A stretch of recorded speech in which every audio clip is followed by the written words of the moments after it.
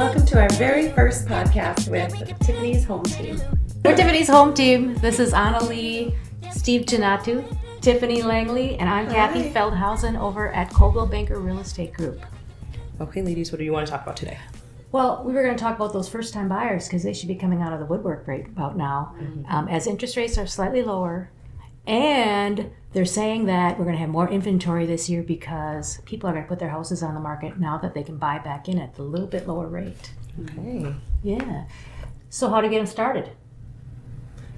Well, I think the first thing to really focus on as a first-time home buyer is taking a look at your savings account and your available liquid cash to see how much you might have for a down payment. And the second thing would be to take a look at your credit report, because that is pretty relevant. The higher your credit, usually the better rate you're going to get. And there's actually, so if you meet with the lender to see if you pre-qualify, they can give advice on what to do to get your credit rating up. Sometimes it's just even opening a little credit card that you, for a few months, you use it a little bit, not a whole lot, but it can change your credit rating so you qualify for a mortgage in maybe 4 months.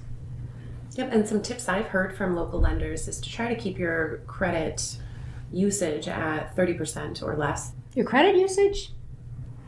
On your credit card, you want to be only using 30% of what you have available. Yeah, I think it's like 29 or less of your credit all usage. your credit cards. Oh, Your credit. If you have a $1,000 credit card, you don't want to let it get over about $300. And that's for maximum credit score. One thing that I've been told by lenders is when you're in the process or you know that you're going to get pre-approved soon, do not cancel any credit cards that you have, because the length of time of your credit cards is also going to help you. Length of time, and then you might be lowering your credit limit if you're having One thing I did before I bought my last duplex is I just called up my credit card company. Actually, I did it right on the website. I went onto the website and said, increase my credit I increased it $2,000, and that raised my credit score 3 points. And I didn't do anything different. I didn't spend any less or make any changes to that.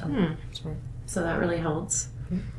So I would always get the guidance of a lender who's going to be able to give you a mortgage, see what you're pre-approved to buy, and if not now, then get your credit going. That would be a good first start. And just in general, the lender will leave you spend, or the mortgage companies will leave you spend about 36% of your income on housing expenses. So you could just do a quick little figure and figure out what's 30% or 36% of your income. I mean, why is anybody renting nowadays? If you're paying $1,500 on a 2-bedroom apartment and you can get a $300,000 home for much less than that. For the principal and interest payment.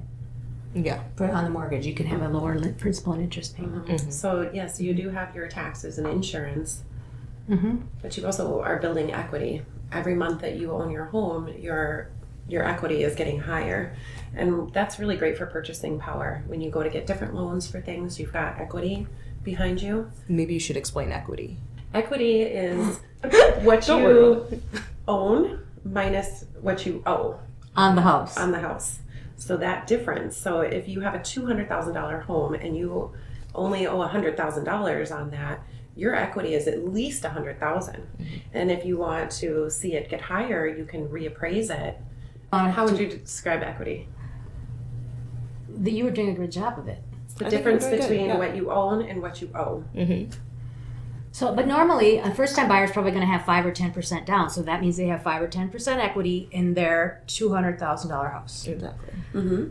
But over the years, they're making their little payments, and the house is appreciating by about 3 to 4% a year in Green Bay on an average year. And in the last couple of years, they went up like 20%. So now the equity in the house by percentage is better because you still only owe the same $190,000. But now you've got much more equity because the house went up in value. Does that make sense? I think that does make sense. Yeah. So the longer you own the home, the more equity you have in that home. Right.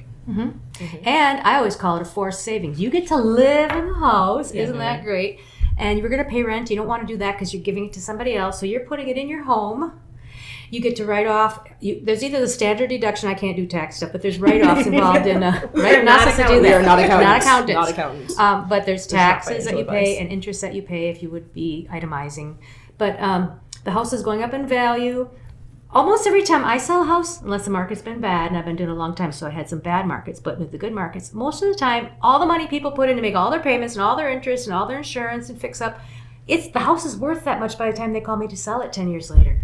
So you didn't lose any money. You got to live there, and all your money's in the house. Now you sell the house and take that money to diversify your investments or buy another house. Smaller, larger. People are simplifying. Some people are going bigger because their families are growing. But you're not throwing your money or giving your money all to the landlord. Right. Yeah. And I've been seeing a lot of really nice seller estimated cost sheets lately where my homeowners have bought this house 2 years ago. Now they go to sell it. Once you hit 2 years, you get to keep all your capital gains on the sale of your property, which is nice. But seeing them walk away with these huge checks for $80,000. I mean, you lived in the house for free for 2 years, and now you have this big chunk of change, and not having to pay tax on that. I mean, it's got a lot of hidden benefits that people don't think about. It's not just that you own that house. Though for me, that's the big deal because I don't like being told what to do. I don't like hearing no. If I want to put flower boxes up on my windows, I want to do that. I don't want anyone telling me I can't do that. My experience is I had to rent an apartment for a while, and they don't have central air. They have those noisy air conditioners in the wall, and I had to hurry up and buy a house again. Plus, I knew it was good to be in the market, have my money invested, but could not stand that. And then the lady downstairs complained when I ran my dishwasher at night. The lady's got to do her dishes. I didn't realize it till she didn't complain right away, and I was so embarrassed. I'm like, oh my God, I always run it when I go to bed, and she hear this poor woman wasn't sleeping.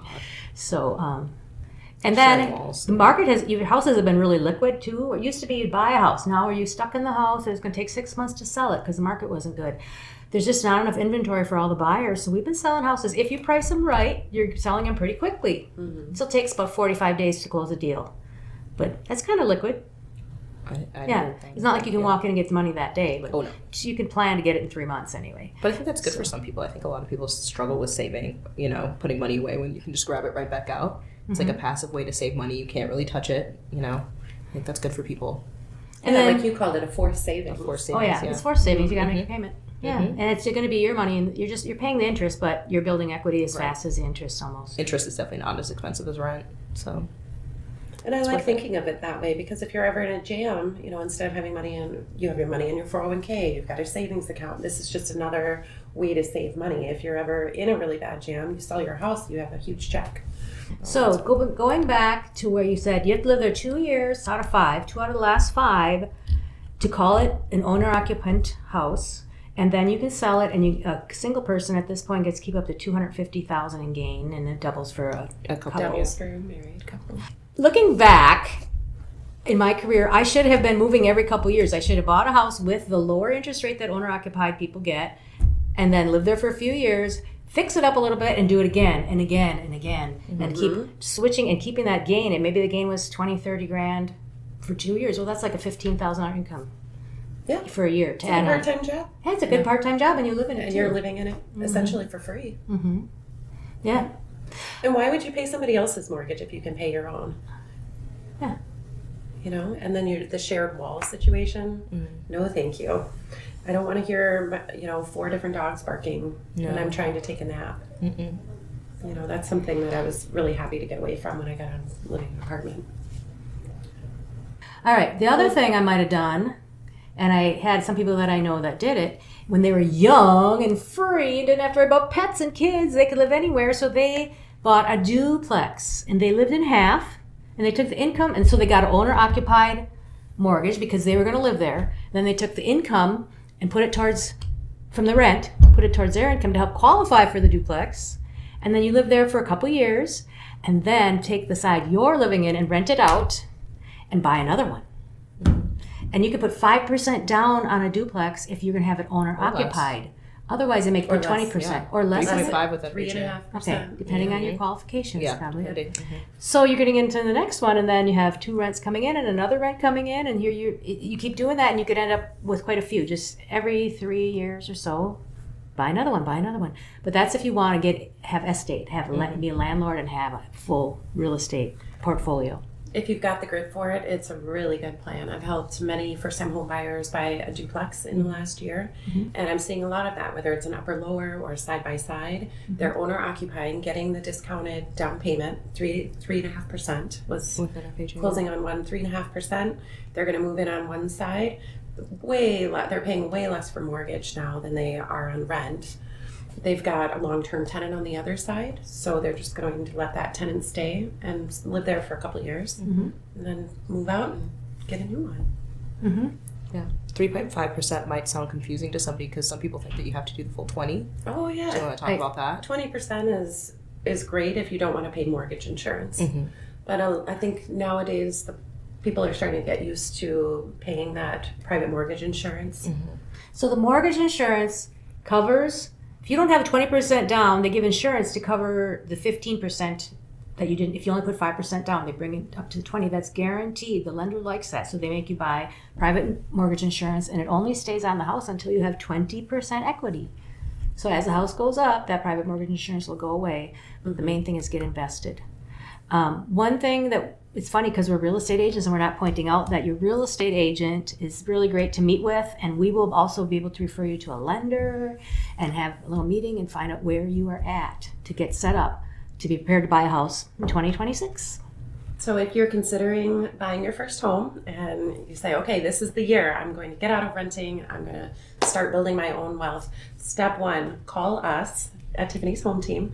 We work with a lot of local lenders that we have great faith in, good track records that we'd love to set you up with. We'll give you a few different names so that you can pick your favorite, get quotes on what that monthly payment might look like.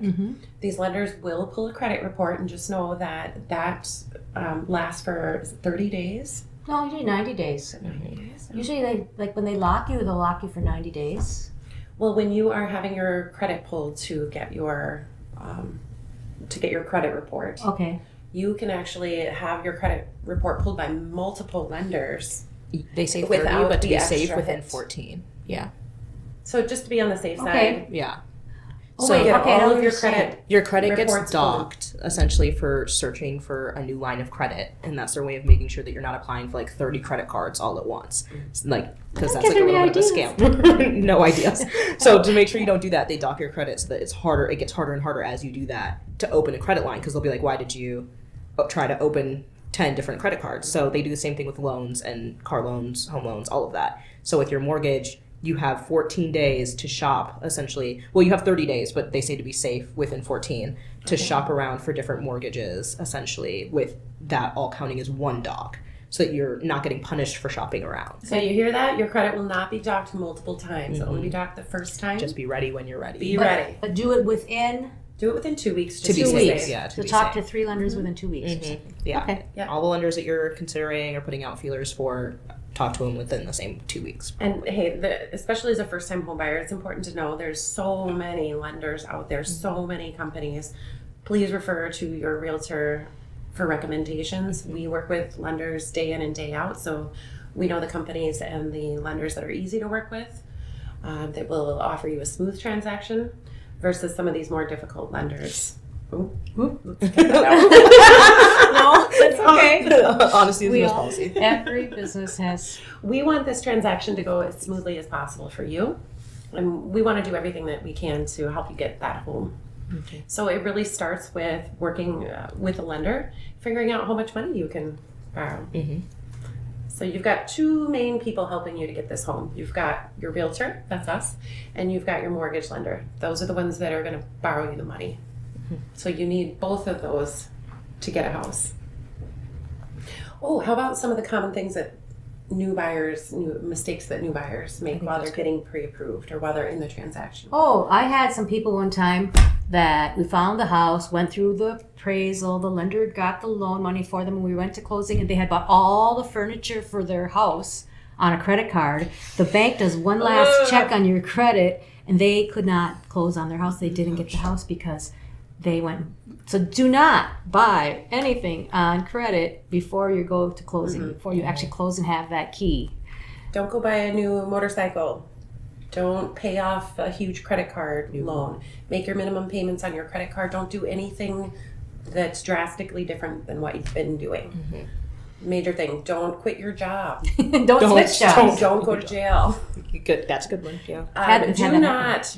Don't hide anything from the lender when Be you honest, are yeah. initially filling out that mortgage application. Don't forget to tell them if you owe child support. Don't forget to let them know if there's any judgments that might be out there for you. Because if you don't tell them and they don't know, they might give you a pre-approval for a much higher number than what you actually qualify for. And you do not want to be finding that out after you've paid for an inspection, after you've paid for the appraisal, After you gave your notice on your after apartment. you gave notice. Find out you're in So trouble. these are things that could really hurt everybody right at the last minute. So be honest with your lender, and they will be honest with you. If they think that, hey, you know what, if you wait a couple of months and you work on this credit card or work on this loan, they might give you a task list and say it would be better for you to wait 2 months and let's revisit this. Take their opinions seriously. So like a lot of people I feel like are probably worried about going to go get pre-approved and make that step and all that stuff. Would you say it's just best to go for it and they'll let you know? Absolutely. I hear that all the time. First time home buyers especially. I think everybody is they're excited, they want to buy a house, but I think they're nervous that they might be in an embarrassing situation. You know, they submitted the application, they submit all their bank statements, and I think they're afraid the lender's going to call them up and say, "You're terrible. What have you been doing with your life?" But that rarely happens. Yeah. And even if they do tell you that there's a little bit you might want to work on, they save all that information on file for you. And they'll call you back in a couple months and say, "Hey, did you get those tasks done? Let's go ahead and revisit that application." Right. So worst case scenario, they're just going to give you very good advice. I love listening to you talk. When I buy a house, I'm going to buy it from you. I know. So what I would say is just jump in. As far as the mortgage application goes, as scary as it might feel, we all have a little bit of pride. Well, but Oh, we sure. all had things to go through. You never Yeah. know if it's going to be a medical bill. Or, Medical bills. Yeah. Don't or forget car to discuss troubles or job troubles. So people, that's not out of the ordinary. And then it's really nice to have somebody that says, "Okay, we're looking at what you got. This is it. It's not perfect now, but we'll work on it." And they'll tell you what to do.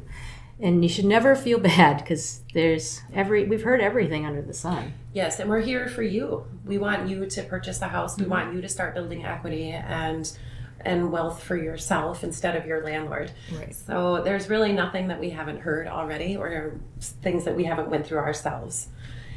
So we're here to help you. We want to hold your hand. We want to get you all the way to the closing table. And same thing with your mortgage lender. They're here for you. We all have the same goal. And it's important to know, I don't know if many people know this, especially first-time home buyers. Realtors and mortgage lenders, nobody is getting paid until you get what you want. True. We all want you to succeed. Good thing it's fun getting there. Because we love to get to know the people and get them a home. And it's so important to society that we own our own homes. Yeah. It makes communities better. There's more pride in it.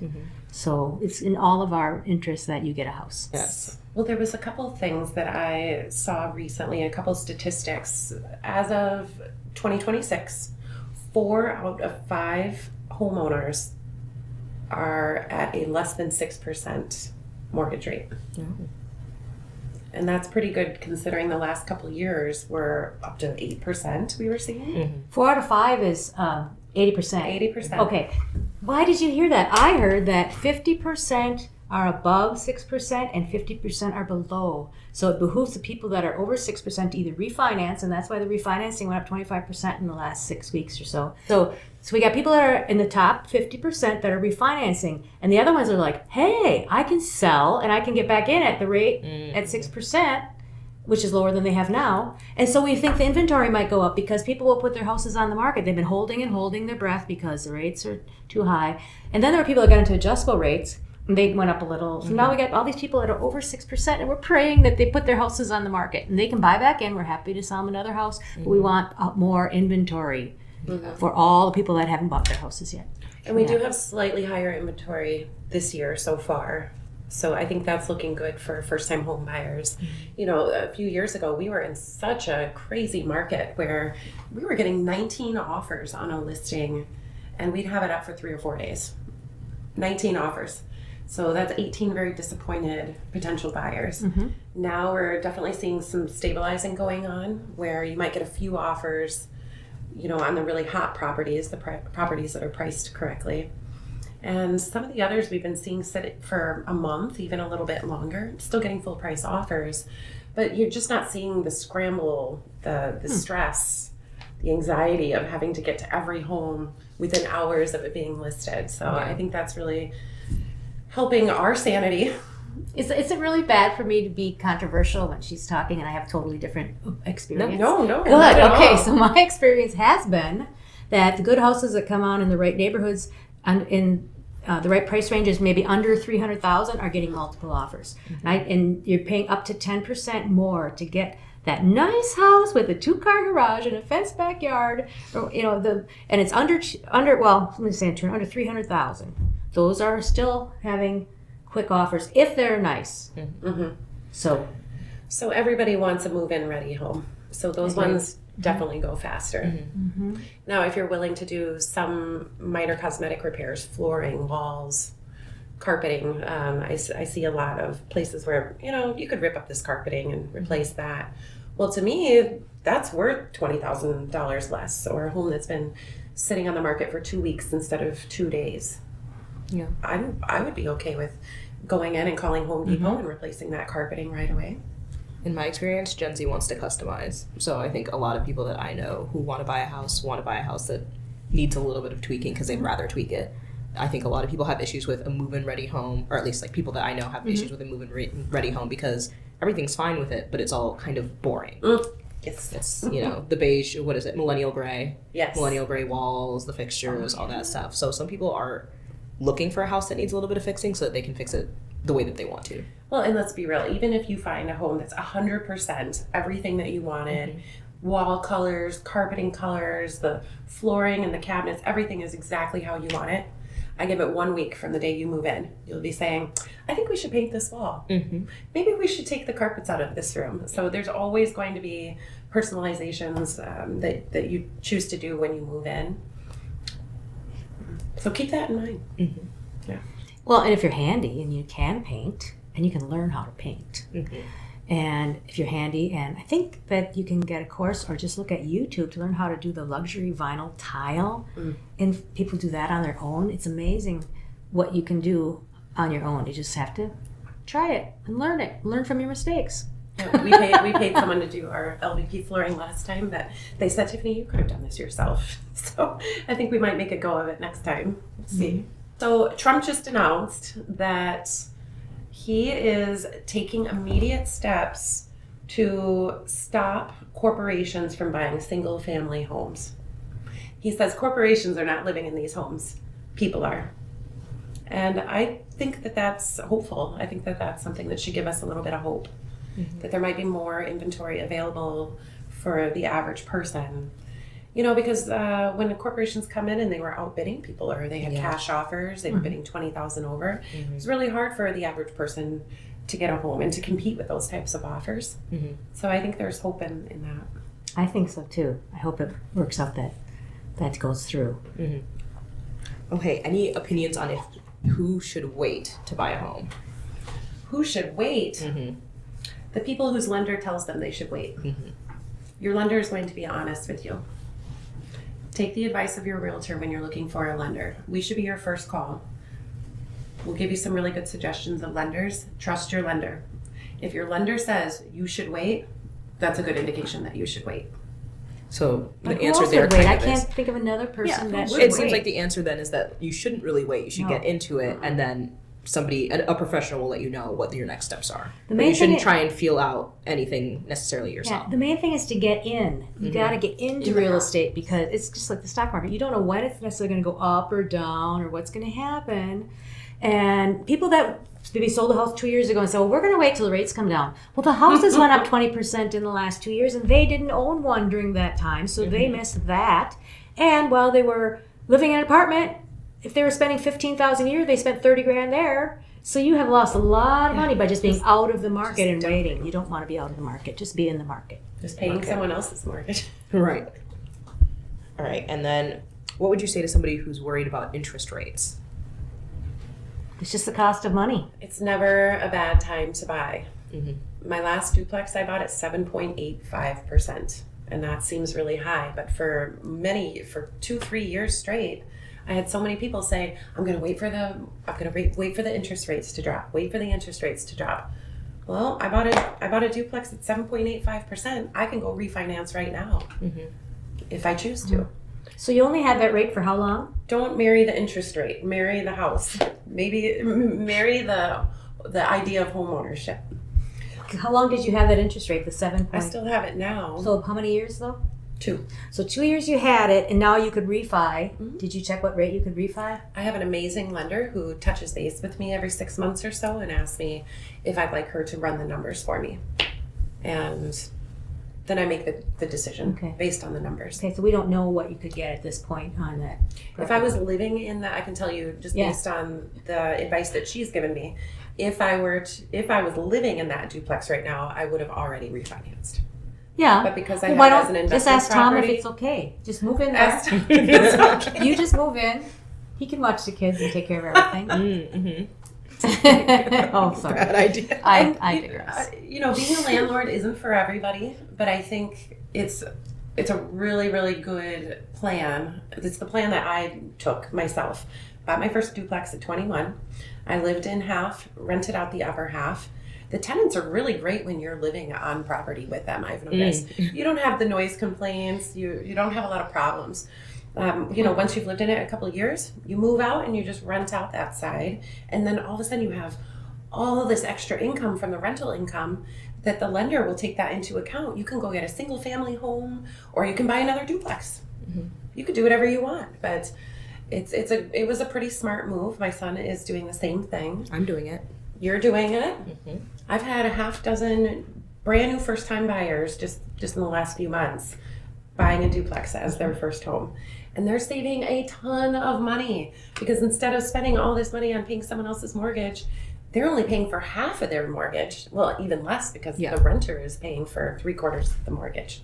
So they're cutting their rent down, and every dollar that they're paying in rent on their own duplex is just going toward their equity that they'll be able to use later on down the line. It's a pretty smart move. Friendly faces. Excellent. Yeah. Here's a good one. House poverty, house poor. Have you guys heard of that? You guys heard that? Have you heard that, Kathy? The House fear of poor. being house Or poor. the fear of being Yeah, house like poor house as opposed poor. to actual being house poor. Right, yeah. Like Okay. the idea that like you're going to move into a house, you're going to have spent all of your savings moving into that house, and then something in the house is going to break and you're going to be in debt when you weren't in debt at your apartment. I always say it's good to have a little nest egg in your savings account because that is something to keep in mind with home ownership is if your water heater goes out, you need to buy a new one. And you can't take a shower until you do that. So what I found is that I am a lot more responsive than any landlord I've ever had. So I'm not waiting a week to get a hot shower again. I'm getting a hot shower the next day. Luckily, I have good plumber friends. Well, one thing to keep in mind, did you know that your lender will not allow you to be house poor? They have requirements that are there for your protection. So Kathy was mentioning some percentages and, we're not lenders, but your lender will not give you more than what you can comfortably afford. So that's something that will hopefully make you feel more safe. I have heard that concern from people who've never owned a home before. Well, why should I buy? Because if I rent, I can just call my landlord and they have to fix it. Well, they do, but how long does it take them? How long is it going to be till you get a hot shower? And you are paying for the new water heater, whether Yes, you think so or you not, in your are. rent, where if you, at least you bought it for your own house, now you have a water heater for the time being. Yeah, think about it. When you rent, and this is something I hear from people who rent, they say, oh, our landlords are making so much money off of us. Well, you have to think they have all the same payment that you have if you buy a house. They have their mortgage, so that you've got your principal, your interest, your taxes, and your insurance, and then they're going to charge a fee to put up with you. As they What should. percentage is Because that? my guess is that Put up with you, Pete. there's a fee For associated the with that. aggravation of being a landlord. The They get paid for aggravation. that. I think they just call that their salary, but okay. And something to keep in mind too is that as your home team, we do not go away after you buy your first home. If you need a plumber, you call us. We'll get you set up with a plumber. If you need somebody to paint, we've got you covered. We have Anything lists, that you yeah. might need: HVAC, plumbers, painters. If you need a deck guy, if you want to finish your basement. I mean, we've got the guys and ladies to We help you know with that. them. We've got We've lots got of lists references. of them. We've got lists of people we would not hire, and we've got lists of people that we definitely would hire. And I take that very seriously, referring my clients to contractors. A lot of these contractors that I refer, I use them on my own home 1st. That way, if they botch it, you'll never hear their name from my mouth. If they do a good job, those are the people that I refer. We make no money on any company that we refer you to. So if we suggest a plumber to you, just know we're not making any money. Okay, for us, it's more important to pass those savings along to you. So the contractors that I work with and that I refer, they do tend to pass a small discount along to all of my clients. So just know that we're not getting anything out of that except a good reference. We want you to be happy with your new home. I forgot, what was the question? Oh yeah, what's the question? That is a good question. We got forgot really far the off. question. It's okay, it's okay. We traveled along. And I think it was house poor. Oh Yeah, yeah, renovating house poor. Well, you know, and I've had people worry about that, but most of the time raises are coming. Most people, when they're on a job for a while, there's this either the cost of living raise and you get promoted and you're growing a career. And so if you felt house poor the first 2 months, but you get, first of all, you're used to it, you're enjoying your beautiful home, and then things do come to you. So If you're worried about being house poor, I would suggest to not fully furnish your entire house the first week that you move in. Take your time. Save, $100 a check. Put it in your savings account while you're moving in. Take the things that you have, move those things in. Get yourself comfortable. You don't want to have a lot of empty or full, you don't want to have a lot of full boxes in your basement. And then also going out and buying all new furniture. Maybe work on the things that you have. Get yourself comfortable with what you have while you're saving. that's really a good idea. That is a really good deal. Because I think a lot of people have the dream and they Their want to dream really home, be proud of bringing their friends to this house that they have refurnished, and maybe they even buy new dinnerware and new this. It doesn't need to be that way. I see it, the biggest one I see is new living room sets. Who doesn't want a brand new couch for their brand new home? And if you've got a stain on your couch, you don't want to bring that into this new home and have your friends over. I like it because I was thinking about that. I don't mind having one stain on my couch because when I have parties, I don't worry about the rest of the new stains. Oh, yeah, keep your old couch for your housewarming party. Oh my god. Seriously, Me some too. drinks get spilled all over. Hey, this is a great new couch. Oh my Here's some wine for it. Well, you have a place to Thirsty. sit. Your couch looks thirsty. You have your sofa. You have a place to sit until you get the new raise or the bonus or whatever comes along. You inherit one from Grandma Alice or somebody, and then you're set. But you don't. Yeah, you can sit on the same lazy boys and the same sofas and the same dining table with your odd chairs, your eclectic mix for a while. Yeah. I like Yeah. it. Eclectic. Yeah. Be eclectic. I think people are really obsessed with the idea of moving into their perfect home and filling it with all of their dream furniture and all of that stuff every single time they move. I know I do that every single time I move into an apartment. Really? I do like a full layout of what I want this apartment to look like. It never looks like that ever. Oh, But I do this whole layout and I have my list of dream furniture that I would fill this apartment with, and then I moved into that apartment and I'm broke from moving. So I never get to do any of that stuff. But ultimately, not doing any of that is why I can afford to do anything. Because if I had bought my dream couch, bought all of my dream furniture, and got all of that stuff for my perfect little apartment, I wouldn't be able to buy a house. That's a good point. Better to save. I remember a couple that I sold a nice old 2-story house, had the old-fashioned feel to it. And when I went to visit them I think it was around their housewarming party time, so maybe 3 months later, she had furnished the whole house for like $1,000 because she went on Marketplace. Ooh. Yeah, and she had the most beautiful stuff, and it kind of fit in with her styling too. That's So, smart yeah. and a good way to Yeah. save. Yeah. Yeah. So I like Facebook Marketplace. You can find a lot of I really bought nice stuff. 4 nice bar stools in maple for $75. I had to go and pick it up with my, put it in my car, pay in a little Tupperware, whatever they were doing. But now I can sand those and make any color I want, and they were real good wood. Ooh, another place I like to go if you're looking for new appliances, furniture, anything really, is the Restore. I was gonna say Habitat the for Restore. Humanity, the Restore. Mm-hmm. They have some pretty good deals.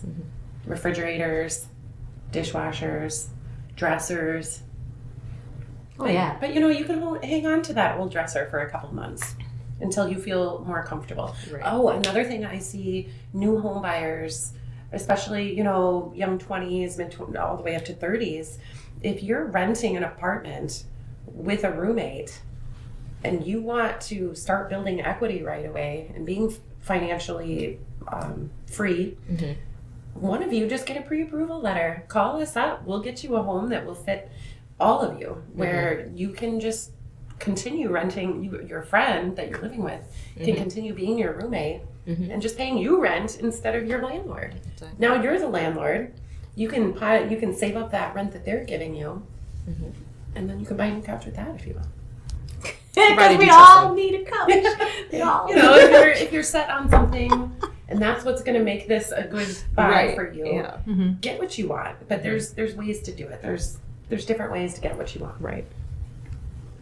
And I've seen that actually quite a bit. People moving into a new home with their roommate or with a parent or a cousin or somebody who is going to pay half of their rent for them or half their mortgage Yeah, because it's not rent to anymore. me, You're yeah. not throwing it away. with the costs that we are paying for homes, we should all be living together. Why do people need a great big house all by themselves? We don't really do that anymore, I guess. People are Like generational or communal living. Or any It of wasn't that many generations ago where generations lived generational together. living, Yeah. But we're just talking not necessarily about generations from having grandpa and grandma and with the grandkids, but friends. Yeah. Somebody you're already Multifamily living home. with, or If you trust them enough to have your name on a lease with that person, Yeah. you could probably trust them to sign a lease with you. Right. They can mess you up almost just as bad, if not worse. Or 'Cause- don't sign a lease, then you can kick them out at any time. yeah, because it's your own home, Right. so you can be a lot pickier. And I found out that if you just say, well, you can rent from me, but please, we're going to set up auto pay, and then you have auto pay going from your Zelle or whatever every month, and it gets done, Smart. and then they're I don't not. have to talk to Sounds them like about she's it. speaking from experience. Yeah, How do you know this, Kathy? Where'd you figure that? I had Sure. a single family home I was renting out to somebody who I'd known for a long time, and out of like 2.5 years, I think the rent was paid once on time. Ooh. So I would have That's to gotta be call straight. and have a nice conversation and find out, I'm going to pay $1,000 now and I'm going to pay another $200 next week and pay another $200 the week after, whatever. You don't want that, so auto pay is the way to go. Auto pay is the way to go. But I think it's really great to have somebody in the house. That gets me every time.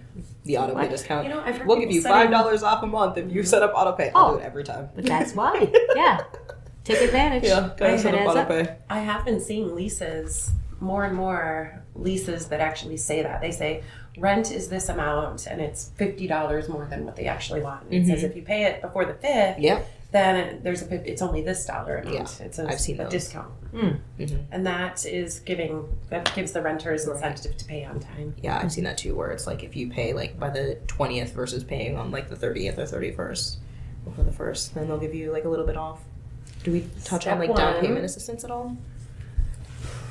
Thoughts on that? You can be honest about your thoughts on that. That's really a lender.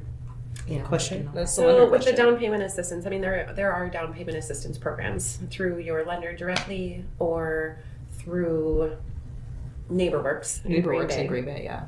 Just keep in mind that they require you to have a full inspection. Of the house? And some buyers don't want an inspection because they want to get their offer accepted as is. Because the sellers don't want an inspection. Of course, the So if there's an sellers don't. inspection Sellers written in the never want offer, it. then you're competing with people that aren't having the inspection. Mm-hmm. We all advocate inspections, but it's going to cost you the house because sellers are getting too many cash. Do you think that's the offers, case right now, Too though? many with I don't no think inspection. We're seeing a lot more inspections lately. Mhm.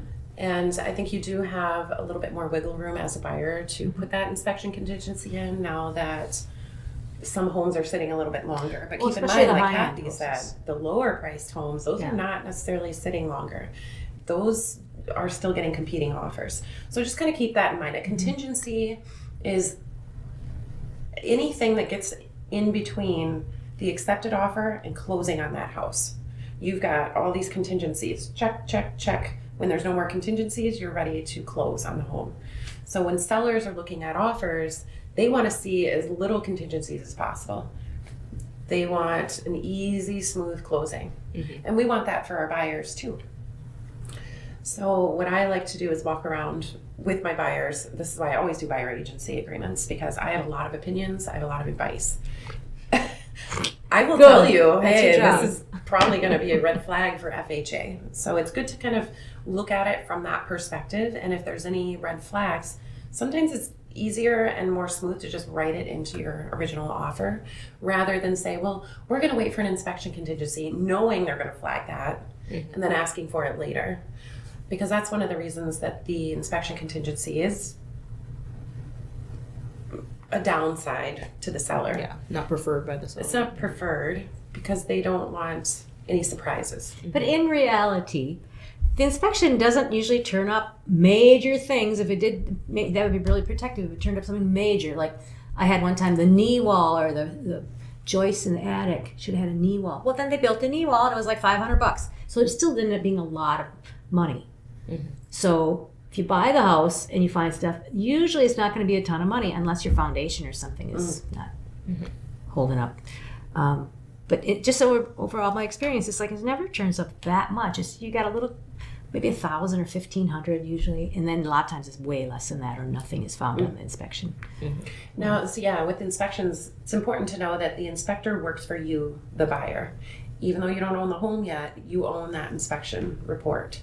So just something to keep in mind, the inspector's job is to go into this home and find every single little tiny issue with this house. There is never going to be a clean inspection report, ever. What you're really looking for is, are there any major defects, anything that's bright red that says this is going to affect either the value or the longevity of the home. Those are really the things you're looking for. Everything else is just for your information, so that you have an idea, hey, I maybe want to budget for a new water heater in the next 5-10 years. But those are going to happen in any home. You can buy a brand new home, you're still going to have to get a new water heater in 5 years. That's what my plumbers say, that life expectancy It's on these 5 water years heaters. only. 5 Isn't that years. amazing? Yeah. Oh, there was something else. I always thought water heaters always went off or went out of service like 2 days after closing. That's it's on a terrible to timer. say. And I didn't do a lot of deals, but there's a percentage of them. It's like, why does the water heater go off right after closing? And if you're concerned with something like that, you can tell that the furnace is old. You can tell that the appliances are old. Anything like that, you can get a full home warranty. It's about $600 for a year. If anything goes out, they'll replace or repair it for you. So that's With a the good idea. deductible. With the You pay a deductible, of deductible, course. $100 With It's which is everything. different, but I think it's usually like 100, something like that. It's like worth it. I think depending on. I mean, that's how insurance is. It's either worth it or you never use it. Yeah. Oh, first time buyers talking about foundation. That's something first time home buyers don't really know to look for. I always look at the foundation. When I first walk up to a home, I like to walk around the outside. I look at what type of foundation it is. And then when you go into the basement to check the mechanicals, like the furnace and the water heater, look at the basement walls. My preference is poured concrete. That's the newest type of foundation. A little bit older than that would be the brick foundation. The oldest is going to be the stone foundation. We have a lot of those. in We the do old have a lot of those in 100-year-old Wisconsin. houses in Midtown Green Bay. They were all the old stone. Well, that's what they built them, and they've lasted this long, so Yeah. they're not going anywhere. Yeah. But the newer homes are going to have the poured concrete. I like those. Yeah. Okay, good for you.